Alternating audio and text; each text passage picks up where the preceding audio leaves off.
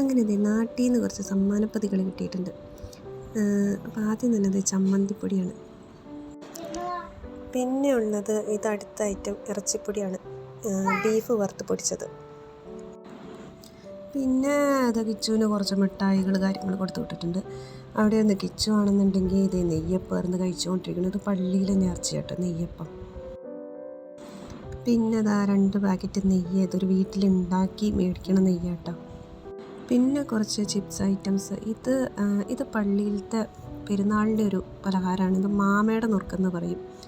നമ്മുടെ നാട്ടിൽ മാമയുടെ നുറുക്കെന്നൊക്കെ പറയണം, ഈ ഓലയിൽ കോർത്ത് തരുന്നത്.